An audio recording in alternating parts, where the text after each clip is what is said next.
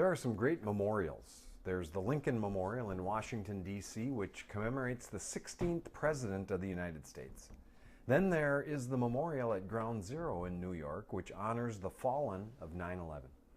The Liberty Bell is a memorial of sorts, and even a tombstone is the memorial of an individual.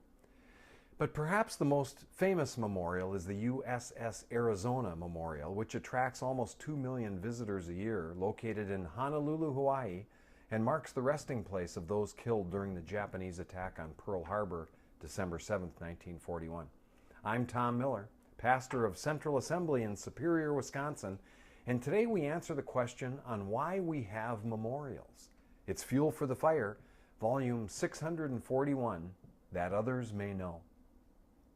We build a memorial so subsequent generations will remember what happened. The motto of 9/11 has always been, never forget. But over time, an amazing thing can happen in the life of a nation or a family. We forget what was once thought to be unforgettable.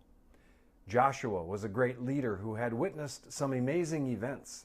The Hebrews had been delivered from the bondage of the Egyptians and endured the wilderness wanderings, sustained for an entire generation by a benevolent God.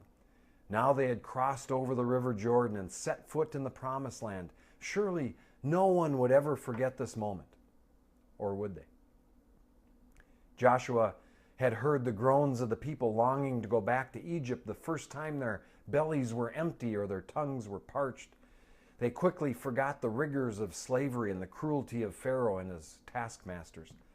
Joshua was wise enough to realize the generations to come would not be able to appreciate all God had done. So he had the people use 12 stones, according to Joshua 4:5, to fashion a monument. But why? What was the purpose? Joshua sums it up well in verse 6 when he says that this may be a sign among you, that when your children ask their fathers in time to come, saying, "What mean ye by these stones?" That's why we have memorials.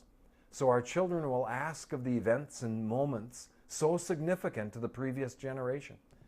Have you set up a memorial reminding the next generation of what God has done in your life? And what should the monument look like?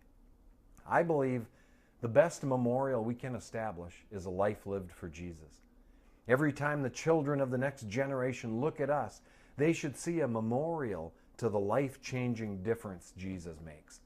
It must be so definitive they stop to ask why we live this way, and we can recall for them the great works which the Lord has wrought on our behalf. Joshua 4:24 says that all the people of the earth might know the hand of the Lord, that it is mighty, that ye might fear the Lord your God forever, that others may know. That's the way I see it, and that's a little fuel for the fire. And remember, I love you guys.